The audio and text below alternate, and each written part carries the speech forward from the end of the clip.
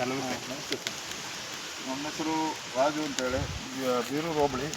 ಬೀರೂರು ಹೋಬಳಿ ಹಿರಿಯಂಗ ಗ್ರಾಮದಲ್ಲಿ ನಾವು ನಮ್ಮ ತಂದೆ ತಾತನ ಕಾಲದಿಂದನೂ ಅಡಿಕೆ ಬೆಳೆಗಾರರು ನಾವು.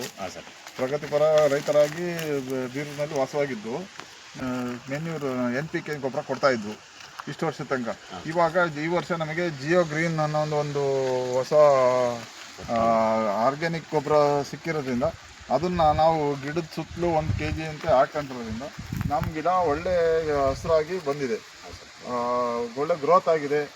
ಆ ಗೊಬ್ಬರನ ಸುತ್ತಲೂ ಹೀಗೆ ನಾವು 1 kg ಹಾಕ್ತಾ ಇದ್ವಿ, 1 kg ಹಾಕಿದ್ದೀವಿ. ಈಗ ಮತ್ತೆ ಮುಂದಕ್ಕೆ ನಾವು ಇದನ್ನೇ ಕಂಟಿನ್ಯೂ ಮಾಡಬೇಕು ಅಂತ ಆಸೆ ಪಡ್ತಾ ಇದ್ದೀವಿ. ನಾನು ನಿಮಗೆ ಹೇಳಿದೆ 2 kg ಹಾಕ್ಬೇಕಂತ. ಆದರೆ 1 kgಗೆ ನಮಗೆ ಚೆನ್ನಾಗಿ ಬಂದಿದೆ, 1 kgಗೆ ಬಂದಿದೆ. ಆದರೆ ಭಾಳನೇ ದನಿನ ಗೊಬ್ಬರ ಹಾಕಿರೋಷ್ಟು ಪವರ್ ಇದರಲ್ಲಿ ಬಂದಿದೆ, ಕೇವಲ 1 kg ಹಾಕಿರೋದ್ರಿಂದ.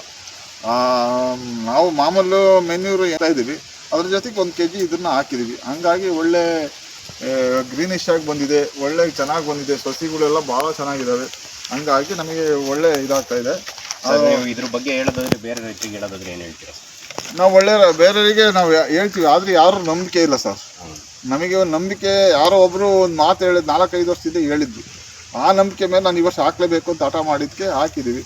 ಹಾಕಿ ನಾವು ಝೀರೋ ಕಲ್ಟಿವೇಷನಲ್ಲಿ ನೀರು ಮೇಂಟೈನ್ ಮಾಡ್ತಾಯಿದ್ದೀವಿ, ಡ್ರಿಪ್ ಇದೆ, ನೀರು ಹಾಯಿಸ್ತೀವಿ. ಹಂಗಾಗಿ ಚೆನ್ನಾಗಿ ಬರ್ತಾಯಿದೆ ನಮಗೆ.